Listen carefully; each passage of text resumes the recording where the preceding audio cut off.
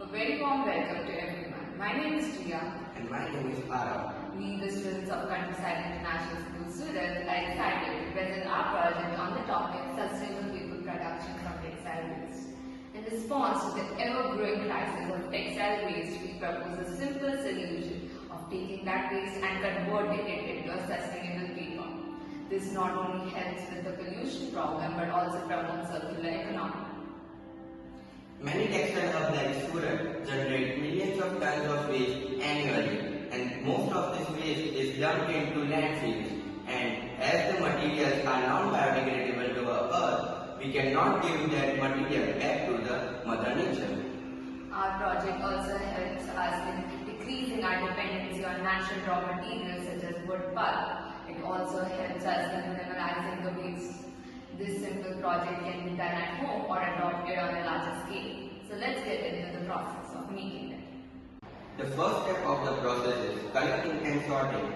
In this, different types of materials and fabrics are collected from households and factories. Now, we are going to sort these materials into their strengths and weaknesses, so the best outcomes of the material have been obtained. Next step in this process is of screening and cleaning. Here we take the fabric scraps and make sure they are removed of contaminants such as zips and buttons. This is to ensure that the end product is of high quality.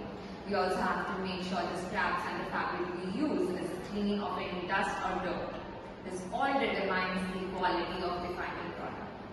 Now, the next process is threading and pulping. In this, the textile pieces are threaded into smaller pieces. On a larger scale, this is done through a threader machine. And as we are doing on a small scale, it has been done through a mixer grinder for its best quality. The threaded particles are then mixed with water so that a pulp can be created.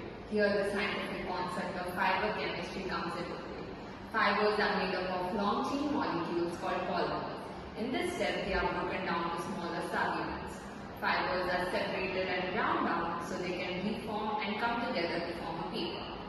Properties of fibers such as flexibility and absorbency help in determining how the fibers bond together and what the properties of the end paper would have.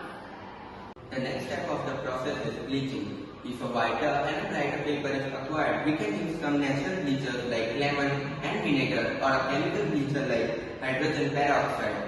This step is optional as to attain a whiter and more cleaner paper. Next step in the process is forming and pressing. Here we take the pulp and pour it on a screen called a detector. Here the water drains out and leaves a thin sheet of fibers. This is influenced by the capillary action where the water drains out through fibers and mesh.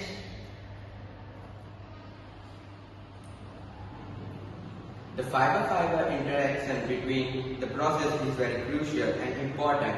The mechanical pressure will help to attain a more thinner and stronger sheet. This process will help to attain a durable sheet of the material. Here we can use a rough cloth and press down on the fibers to absorb all the extra moisture.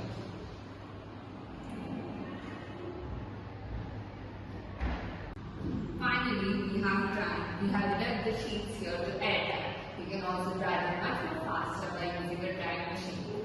This step ensures that all the remaining moisture and water content is evaporated and the sheets gain its final strength and shape.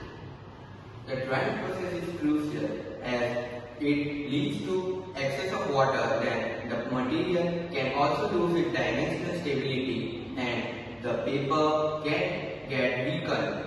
The drying process is important, otherwise the paper can also be raw. So through this step-by-step process, we have successfully converted textile waste into a sustainable paper.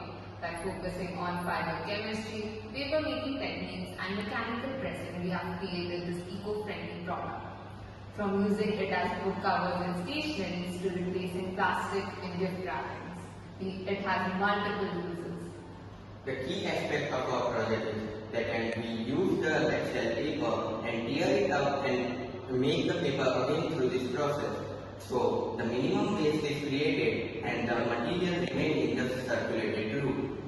We hope you have gained insights and knowledge from our project and will try to implement it at your home and take a step towards a sustainable future. Thank you. Thank you.